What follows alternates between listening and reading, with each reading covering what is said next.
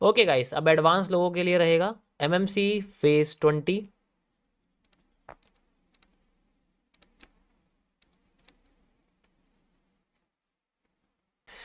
Phase 20 में ज्यादातर मैंने रियल आउट्स के बारे में बात करी है। रियल आउट्स मतलब जो रियल आउट्स हैं वो आपके जो असली मूव हैं उनके बारे में मैंने बात करी है। रियल आउट्स आपके बेसिकली जो रियल ब्रेकआउट्स होते हैं मार्केट में, जिन्हें हम लोग अपसाइड ब्रेक बोलते हैं, ठीक है। और फिर मार्केट में नीचे की साइड का हिस्सा जिसे हम लोग टूटते होने के बाद ब्रेक डाउन कहते हैं, ठीक है। Got it. दोनों में थोड़ा फर्क है लेकिन कोई बात नहीं।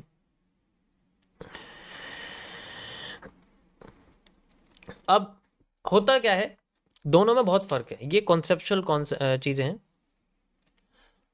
जैसे हमारे पास कोई भी मूव है, ठीक है, जो कंटिन्यू कर रहा है, अपने रास्ते पर आ रहा है, ठीक है, इस तरीके से जा रहा है, कोई इशू नहीं, ट्रेंड अपने आप को डाउन साइड में लेके जा रही है, ठीक है। अब यहां पर तो जब ट्रेंड नीचे की साइड आ रहा होता है तो इस तरीके से मूव हमें दिखता है और फिर मार्केट अपने आप को नीचे लेके आ जाती है, ठीक है। तो अब इसमें रियल ब्रेकआउट हमें कैसे पता लगेगा? अब मैं आपको रिवर्सल कॉन्सेप्ट के बारे में नहीं बताने वाला, ये रिवर्सल के लिए नहीं होते, so we can not use the volume analysis here. हम वॉल्यूम एनालिसिस इसके अंदर यूज नहीं कर सकते, हम लोग इसके अंदर सप्लाई एंड डिमांड यूज नहीं कर सकते। ये एक डिफरेंट मेथड है मार्केट में चीजों को फाइंड आउट करने के लिए। So we will use a indicator. फिर 20 में सबसे पहला इंडिकेटर आता है आपके पास में,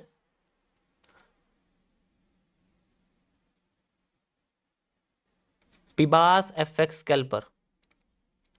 पहले इसके बारे में बता चुका हूं मैं, अब थोड़ा सा एडवांस में बात करेंगे यार। Why we use this indicator. चलो अब हम चलते हैं किसी और पे, मैं गोल्ड में आ जाता हूं और यहां मैं लगाने वाला हूं पिबास एफएक्स कैल्पर। ये आपको दिख रहा होगा, these are my very close developer. Okay, ये लग गया है and we can use it in 30 minutes time frame पर हम इसको यूज करते हैं। अब आप पूछोगे 30 मिनट्स पे क्यों आ गए? डेफिनेटली एक टाइम फ्रेम कैसा, मैंने क्या बोला, ये नेचुरल वॉल्यूम एनालिसिस नहीं है, ये अलग चीज है। अब यहां पर बेसिकली हमारे पास में जो इसका कलर है वो ट्रेंड की डायरेक्शन को दिखाता है। अब हमें मार्केट में जो ब्रेकआउट है वो कैसे पता लगेंगे, इसका कलर हमें इंडिकेट करता है ब्रेकआउट के बारे में।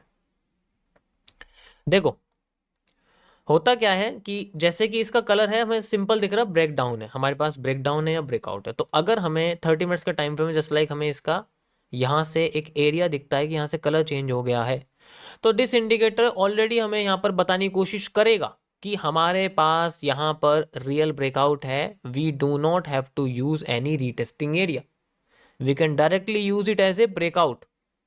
इसके लिए मार्केट को दोबारा से रिवर्स करके हमें पेशेंस क्रिएट नहीं करवाना मार्केट से कि हमें पेशेंस करना है, दोबारा इस रीजन पे आएगी तब नहीं, ब्रेकआउट है तो ब्रेकआउट, हम इसे ब्रेकआउट के लिए यूज करेंगे। अब थोड़ी कंफ्यूजन है कि क्या सिर्फ हम इसको ऐसे यूज करेंगे? नहीं, we will use traditional support resistance here. हम ट्रेडिशनल सपोर्ट रेजिस्टेंस या फिर पैरेलल चैनल या फिर कुछ भी हम वैसा यूज कर सकते हैं, जस्ट लाइक हम लोग ऐसे यूज कर सकते हैं, इस तरीके से हम लोग ऐसे यूज कर सकते हैं, एस आर इंटरचेंज। तो ये वाले जो ट्रेडिशनल है ना चीजें हैं वो हम यूज कर सकते हैं, ठीक है। जैसे कि हमारे पास ये है तो अभी मैं यहाँ पर सपोर्ट और यहाँ आती हुई मार्केट का रेजिस्टेंस यूज कर, तो हमारे लिए ये क्या बन जाएगा, ये हमारे लिए एक रेजिस्टेंस बन जाएगा। जैसे मैं यहाँ पर एक रेजिस्टेंस इसको लिख रहा हूँ, ठीक है। ये मैं किसी इंडिकेटर के बारे में नहीं बता रही, ये हेल्प के लिए बता रहा हूँ, आगे जाके इस इंडिकेटर की जरूरत नहीं पड़ेगी, बस स्टार्टिंग के लिए रियल आउट के बारे में फाइंड आउट करने, जो रियल आउट होता है उसके बारे में। तो ये मेरे पास एक मेजर रेजिस्टेंस है, यानी कि रेजिस्टेंस एरिया है। और फिर बाद में मार्केट इसी जगह पे आके अपने आप को जब तोड़ेगी तो रियल ब्रेकआउट हमें कैसे दिखेगा? वो दिखेगा हमें इसके कलर से, and then market creates a reversal. इससे नीचे ये कुछ भी करे हमें इससे कोई मतलब नहीं है, कोई भी मतलब नहीं है।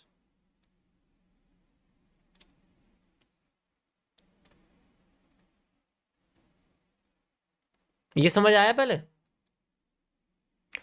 इसके साथ साथ हम लोग एक और चीज यूज कर सकते हैं, अगर हम इसे करना नहीं चाहते, क्योंकि ये सिर्फ 30 मिनट्स में चलेगा इसलिए मैंने आपको लगा के दिखाया। अगर आप चाहते हो सिर्फ 30 मिनट्स में तो इसको यूज कर सकते हो। किसी भी टाइम फ्रेम पे यूज करने के लिए हमें इसकी जरूरत नहीं पड़ेगी, हमें डायरेक्ट हम लोग ईएमए का यूज कर सकते हैं। ईएमए बेस्ट है, या तो ईएमए यूज कर सकते हो या एसएमए यूज कर सकते हो। दोनों में से कुछ भी यूज कर लो, मैं चाहूँ तो एसएमए भी यूज कर सकता हूँ, लेकिन ईएमए हम लोग यूज कर सकते हैं। इसका आपको बस जो लेंथ है उसको 30 से ऊपर रखोगे तो ज़्यादा बेहतर रहेगा। ठीक है, इसमें आपको रियल ब्रेकआउट्स वगैरह देखने को मिल सकते हैं। You can easily see like this. So ये आप देख सकते हो, इसमें इसके ही पोर्शन को क्रॉस कर दे उसे हम लोग ब्रेक ऑफ स्ट्रक्चर या चेंज ऑफ कैरेक्टर कहते हैं। जैसे भी इसको तोड़ दिया तो ये चेंज ऑफ कैरेक्टर है। ठीक है, तो इसके ही स्ट्रक्चर को अगर तोड़ दे तो उसे हम लोग सबसे पहला वाला चेंज ऑफ कैरेक्टर कह सकते हैं। And then market is already a resistance area, और इस जगह से हम लोग रियल आउट को फाइंड आउट कर सकते हैं, the area of reversal. These are the मोटे मोटे concepts of the market where market tries to retest. जैसे सिंपल सा एक वर्जन होता है। Got it? और दिखाता हूँ मैं आपको कैसे होता है। ठीक है, ये तो सिंपल सा मैंने आपको दिखाया। टाइम फ्रेम छोटा कर देते हैं, हम इसे कर देते हैं 5 मिनट्स में। एग्जाम्पल के लिए मैं आपको इस एग्जाम्पल दिखा रहा हूँ 5 मिनट्स के लिए। तो अब यहाँ पर हमारे सामने कोई भी रियल आउट नहीं है, वो अपने आप को कंटिन्यू करिए, क्योंकि एक्स्ट्रा एविडेंस हमें चाहिए होता है, बिल्कुल चाहिए हमें। अब डायरेक्ट टूटना मार्केट के लिए एक अच्छा वाला संकेत होता है कि भाई मार्केट अपने आप को नीचे लेके आ रही है। जैसे कि यहाँ पर आप देखोगे ये एक सपोर्ट है, support become resistance, the SR interchange, this is the SR interchange, यानी कि यहाँ पर सपोर्ट रेजिस्टेंस में कन्वर्ट हो गया है। तो you can C SR interchange हम इसको बोलेंगे। एसआर इंटरचेंज पे आते मार्केट में हमें जो अब मूव दिखेगा, अगर मार्केट अपने आप को ब्रेक देगी then it will be the real out. तो हम लोग कभी कभी ट्रेंड के साथ चल सकते हैं अगर हम लोग ऐसी प्रॉपर्टीज को फॉलो करेंगे तो। देखो ये ट्रेडिशनल और सिंपल वे है सिर्फ मार्केट का, और इसे मैंने ट्रेंड के साथ चलने वाले पोर्शन को रखा हुआ है, बाकी सब कुछ सेम है। Got it?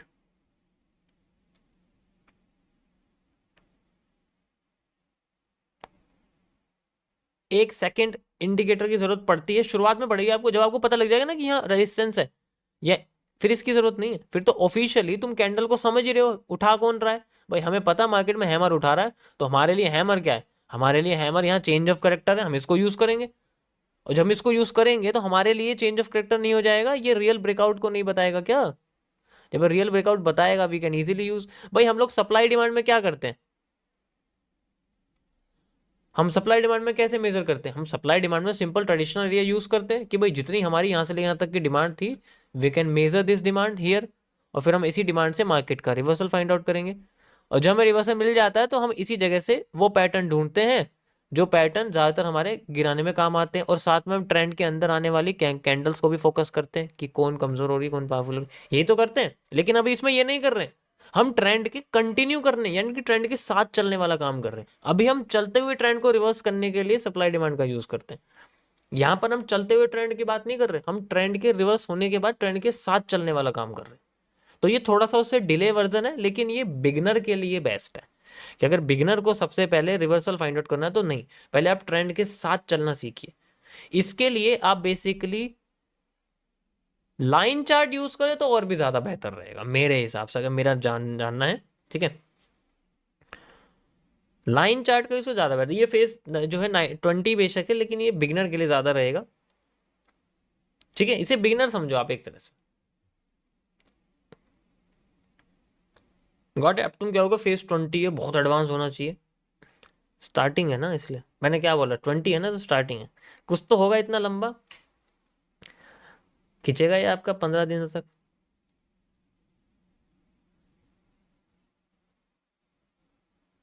ये स्टार्टिंग में आपको यूज करना पड़ेगा when you got the real breakout. Remove this indicator, किसी काम का नहीं है ये इंडिकेटर किसी काम का नहीं है। उसके बाद शुरुआत में तो पता लगना चाहिए कि यहाँ पर हाँ एक एक्स्ट्रा एविडेंस क्रिएट करना है। ठीक है, एक्स्ट्रा एविडेंस क्रिएट करने के बेसिस पे काम करना है, इसको अपना भाई बंधु नहीं बनाना है, ये बात समझ लो। घूम फिर के तुम्हें चार्ट की कैंडल्स पे ही आना है, कैंडल पे ही आना पड़ेगा घूम फिर के, वो सबसे इंपॉर्टेंट है। Got it? अब ब्रेकआउट, अब रियल आउट तो मिल गया, अब सवाल इस चीज का है कि हम सप्लाई डिमांड यूज नहीं करें तो मार्केट जाएगी कहां तक।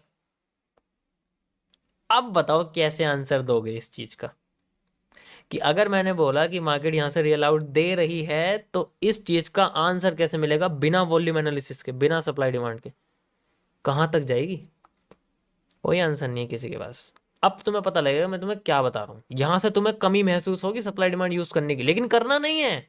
ना ना ना ना ना ना ना, अगर कर दिया तो ट्रेडिशनल वे तो खत्म हो जाएगा। सोचो कि अगर यहां पर हमारे सामने बेसिकली तो फेवर में जा रही हो तो फेवर में जाती रहेगी जितना उसे जाना हो, लेकिन कहां तक जा सकती है, एक नंबर भी तो होता है कि कहां तक जा सकती है। वो चाहे तो यहां से भी रिवर्स कर सकती है, लेकिन क्यों नहीं करा? वो चाहे, ठीक है, वो चाहे तो यहां से भी रिवर्स कर सकती है, लेकिन क्यों नहीं करा? वो चाहे तो यहां तक भी जा सकती है, लेकिन अभी जा नहीं रही है, तो कैसे पता करेंगे इस चीज के बारे में?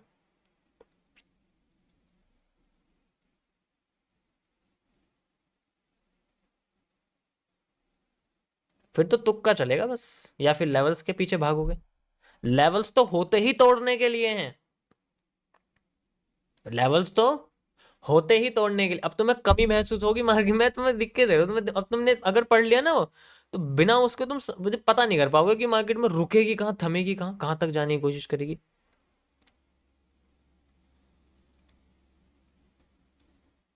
ठीक है, तो अब ऐसी कंडीशन में तुम्हें बेंडिंग मार्केट यूज करनी पड़ेगी, पैरेलल चैनल यूज करने पड़ेंगे, वही ट्रेडिशनल तरीका जो है, ट्रेंड लाइंस यूज करनी पड़ेगी।